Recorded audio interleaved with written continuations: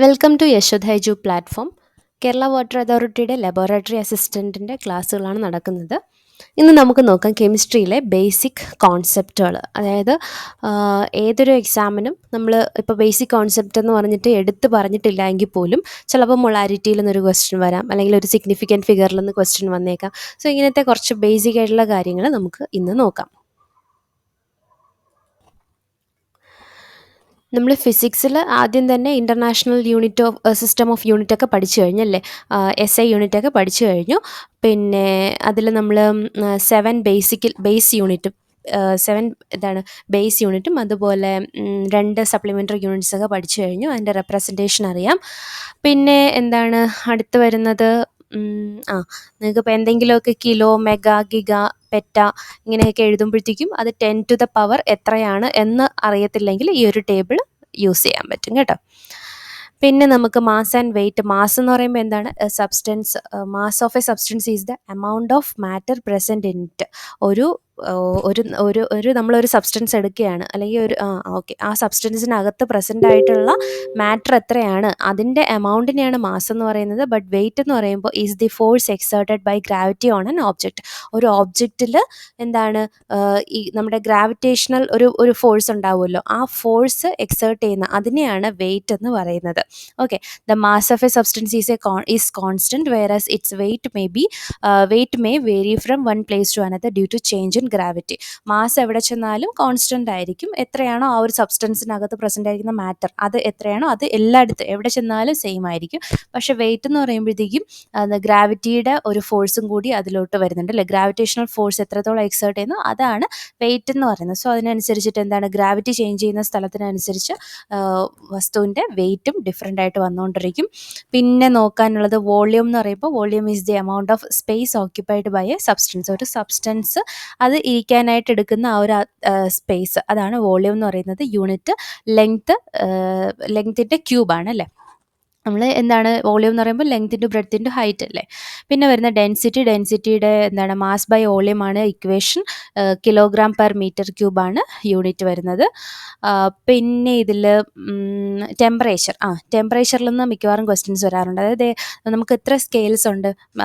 Degree Celsius ഉണ്ട്, degree Fahrenheit ഉണ്ട്, അതുപോലെ കെൽവിനും ഉണ്ട്. കെൽവിൻ ടെമ്പറേച്ചറിൽ നമ്മൾ ഇത് ഓരോരോ ഏകകമാണല്ലേ, ടെമ്പറേച്ചർ അളക്കുന്ന ഏകകങ്ങളാണ് ഫാരൻഹീറ്റും കെൽവിനും ഡിഗ്രി സെൽഷ്യസും ഒക്കെ. അതിൽ നമുക്ക് വേണ്ടത് ഈ സ്കെയിൽസിൻ്റെ കൺവേർഷൻ നോക്കുക. ഡിഗ്രി ഫാരൻഹീറ്റും ഡിഗ്രി സെൽഷ്യസും തമ്മിലുള്ള ഈ ഒരു റിലേഷൻ നോക്കി വയ്ക്കുക.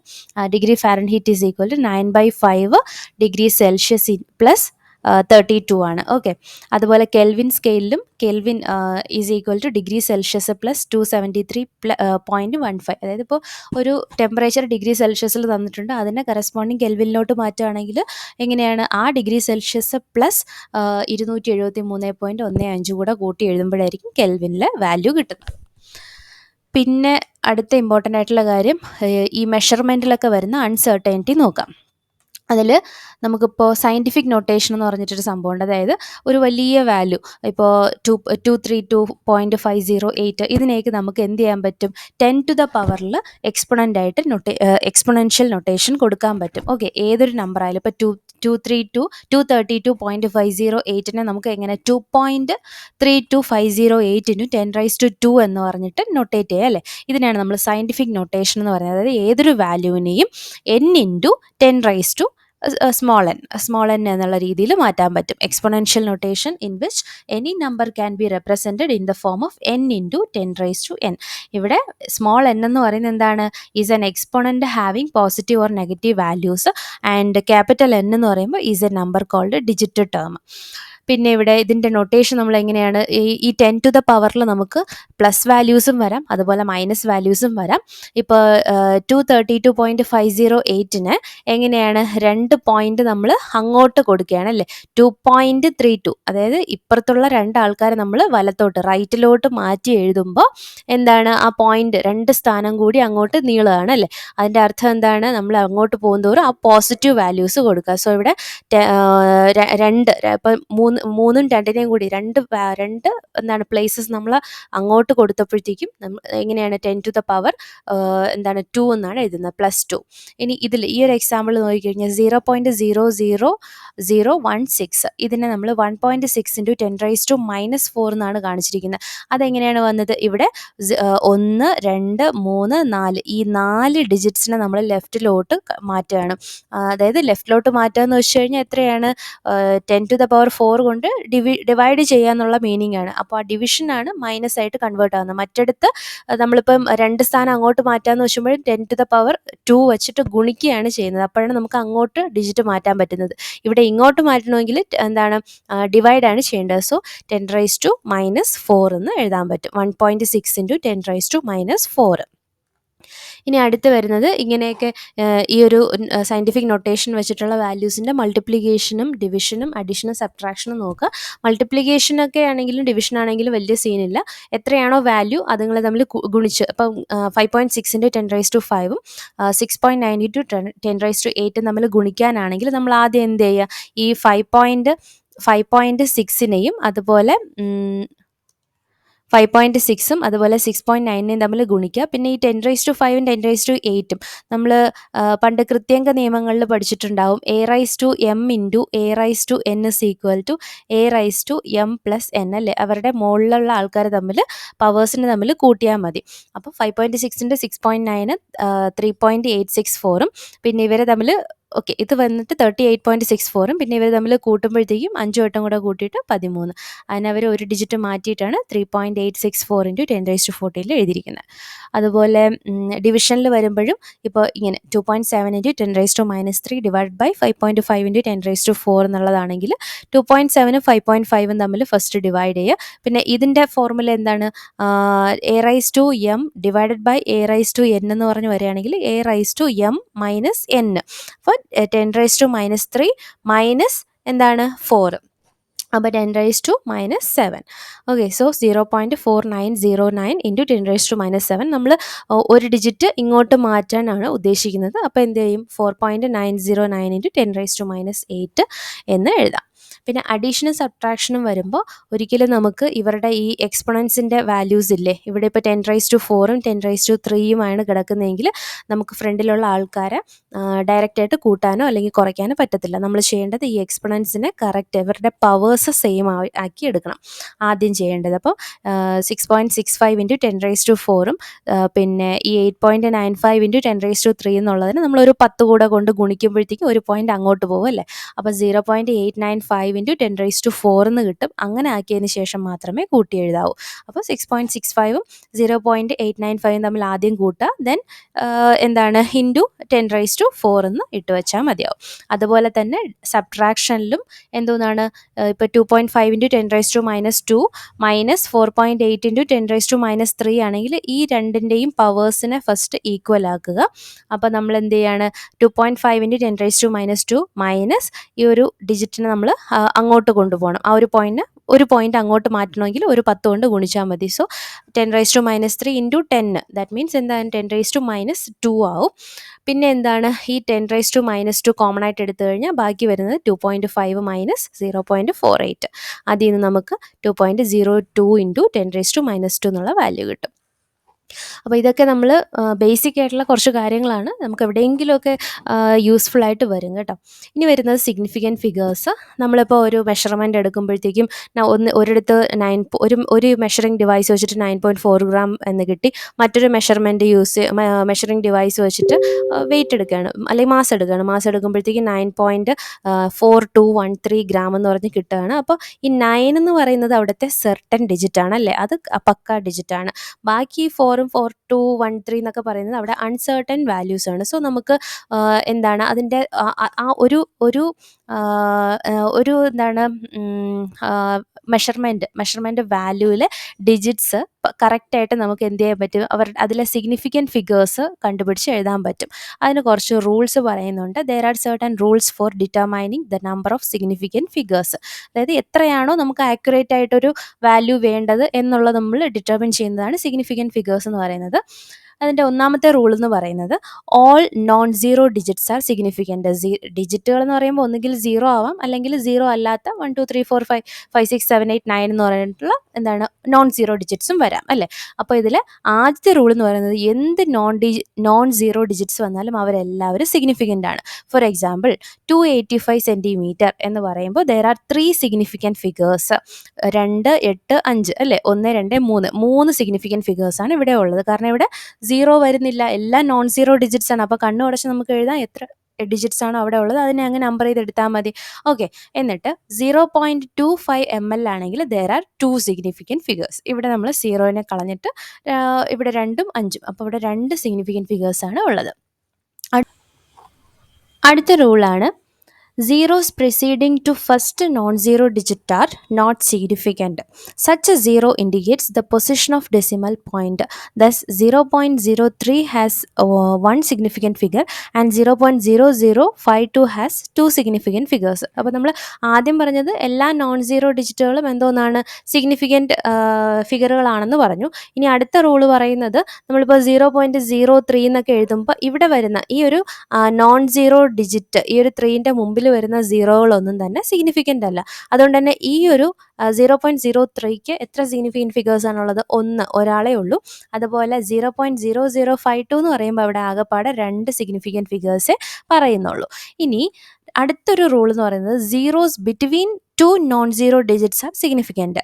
2 നോൺ സീറോ ഡിജിറ്റ്സ് കണ്ട, ഇപ്പോൾ 2ഉം 5ഉം ഇതിൻ്റെ ഇടയിൽ വരുന്ന 2 സീറോകളില്ലേ, ഇവർ രണ്ടുപേരെയും നമുക്ക് എന്തെന്ന് പറയാം, സിഗ്നിഫിക്കൻ്റ് ആണെന്ന് പറയാം. കാരണം ഇവർ രണ്ടും 2 നോൺ സീറോ ഡിജിറ്റുകളുടെ ഇടയിലാണ് വന്നത്.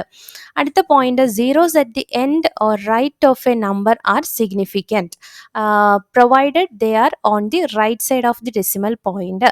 ഇപ്പോൾ 0.200 gram ഹാസ് 3 സിഗ്നിഫിക്കൻറ്റ് ഫിഗേഴ്സ്. നോക്കിക്കേ, ഇവിടെ 0.200 ഒരു എന്താണ് നോൺ സീറോ ഡിജിറ്റിൻ്റെ വലതുവശത്താണ് 2 സീറോകൾ വന്നിരിക്കുന്നത്. സോ നമ്മൾ ഇവരെ 3 പേരെയും എന്തായിട്ട് എടുക്കും, സിഗ്നിഫിക്കൻറ്റ് ഫിഗേഴ്സ് ആയിട്ട് എടുക്കും. അപ്പോൾ ഇവിടെ എത്ര പേരുണ്ട്, 1 2 3. സോ 3 സിഗ്നിഫിക്കൻറ്റ് ഫിഗറാണ് ഈ ഒരു വാല്യൂവിന് പറയുന്നത്. But if otherwise the terminal zeros are not significant if there is no decimal point. പക്ഷേ ഇവിടെ ഇതിപ്പോൾ ഡെസിമൽ പോയിന്റിൽ നിന്ന് തുടങ്ങിയതുകൊണ്ടാണ് നമ്മൾ വലത്തേ അറ്റത്തെ പൂജ്യങ്ങളെ കൂടി എന്തായിട്ട് എടുത്തത്, സിഗ്നിഫിക്കൻറ്റ് ഫിഗേഴ്സ് ആയിട്ട് എടുത്തത്. ഇനി വലത്തേ അറ്റത്തെ പൂജ്യങ്ങളെ സിഗ്നിഫിക്കൻ്റ് ആയിട്ട് എടുക്കത്തില്ല എപ്പോൾ ഇതിന് ഡെസിമൽ പോയിന്റ് ഇല്ല എങ്കിൽ, there is no decimal point, ഇവരെന്തല്ല, സിഗ്നിഫിക്കൻറ്റ് ഫിഗേഴ്സ് അല്ല. അതുകൊണ്ട് തന്നെ 100 എന്ന് മാത്രം എഴുതി കഴിഞ്ഞാൽ അതിൽ എത്ര സിഗ്നിഫിക്കൻറ്റ് ഫിഗറേ ഉള്ളൂ, ഈ ഒന്നിനെ മാത്രമേ നമ്മൾ സിഗ്നിഫിക്കൻ്റ് ആയിട്ട് കാണുള്ളൂ, ഓൺലി 1 സിഗ്നിഫിക്കൻറ്റ് ഫിഗർ.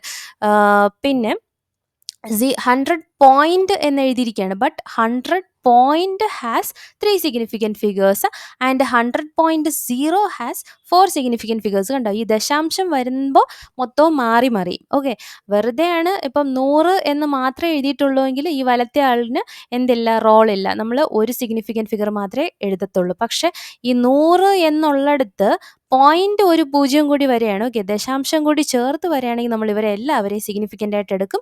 1 2 3 4 ആണ്, 4 സിഗ്നിഫിക്കൻറ്റ് ഫിഗേഴ്സ് ആണ് ഇവിടെ വരുന്നത്.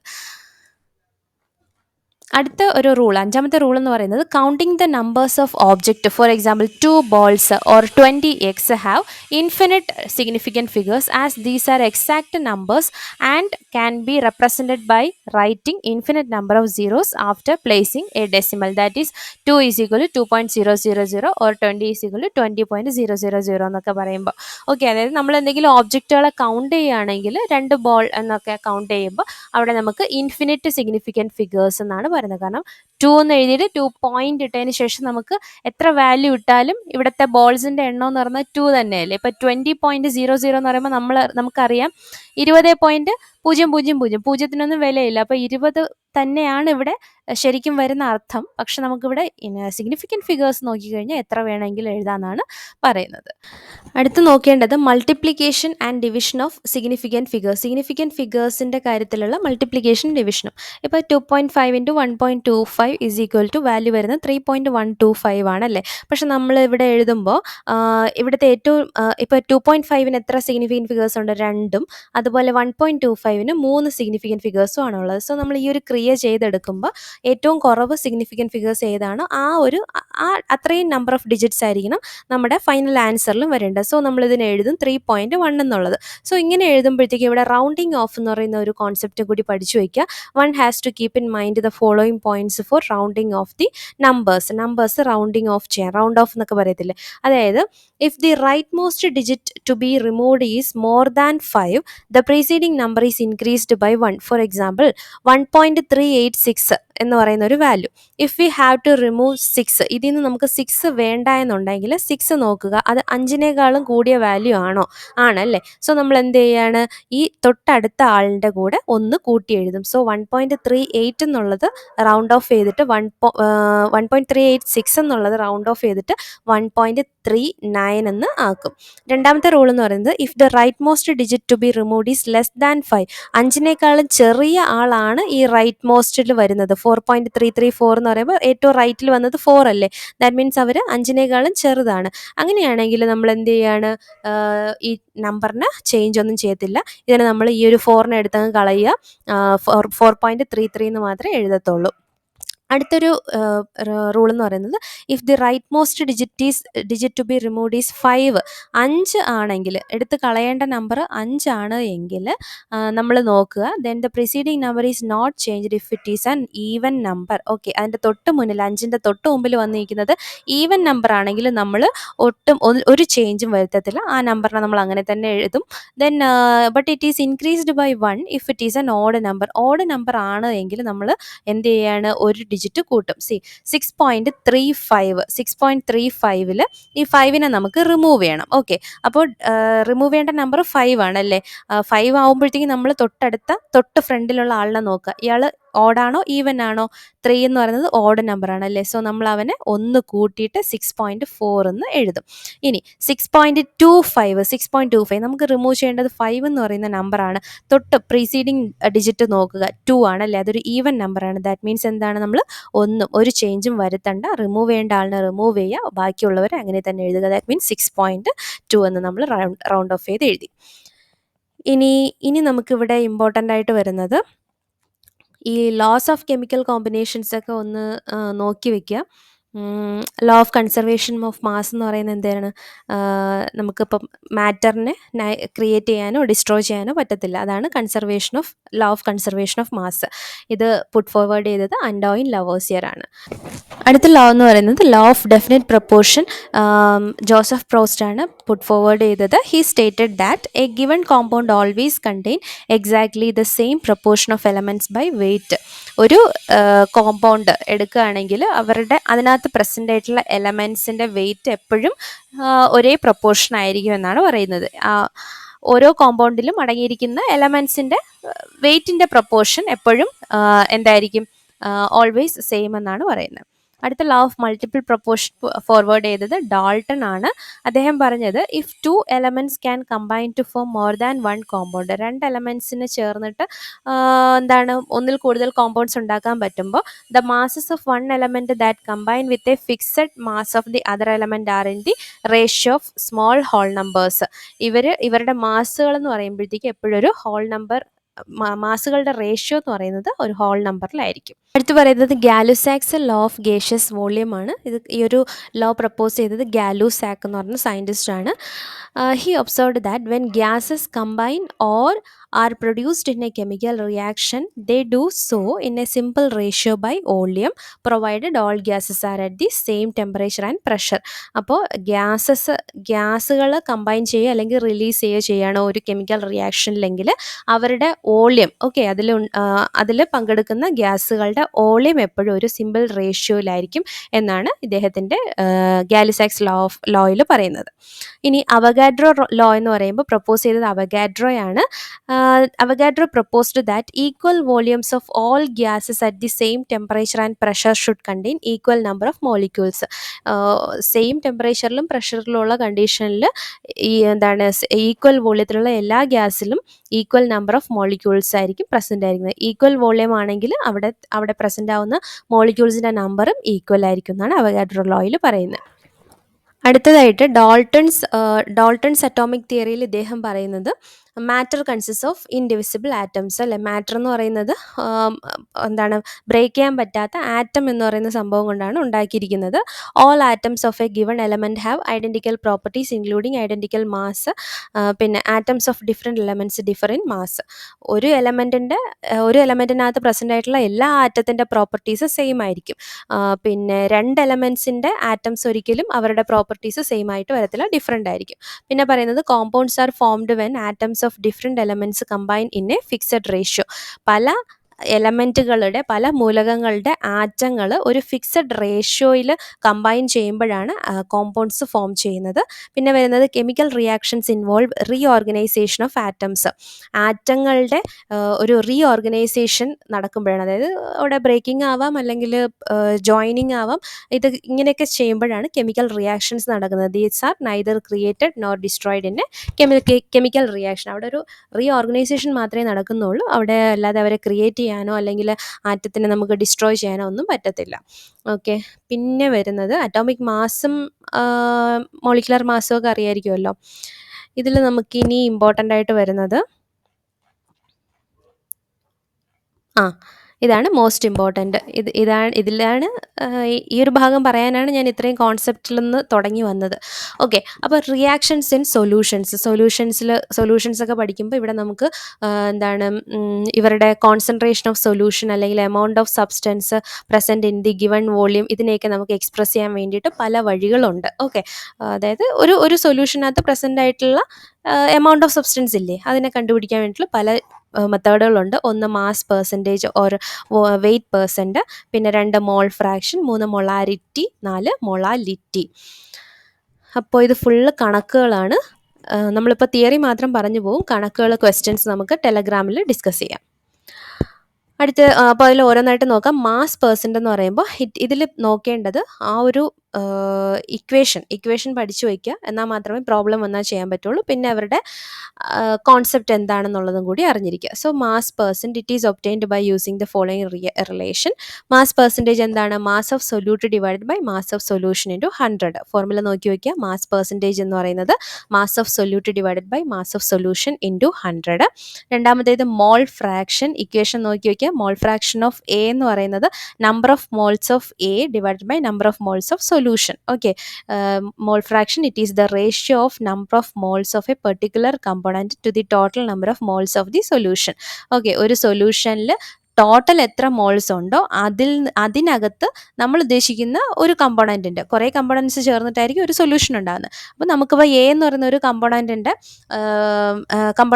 എന്താണ് നമ്പർ ഓഫ് മോൾസ് ആണ് കണ്ടുപിടിക്കേണ്ടതെങ്കിൽ ആ നമ്പർ ഓഫ് മോൾസ് എന്ന് പറയുന്നത് ടോട്ടലായിട്ട് ആ സൊല്യൂഷനകത്ത് ടോട്ടലായിട്ട് എത്ര മോൾസ് പ്രസൻ്റ് ആയിരിക്കോ അതിൽ നിന്നുള്ള ഒരു ഭാഗമല്ലേ, അതാണ് മോൾ ഫ്രാക്ഷൻ എന്ന് പറയുന്നത്. സോ ഇക്വേഷൻ വെച്ചിട്ട് പഠിക്കുക.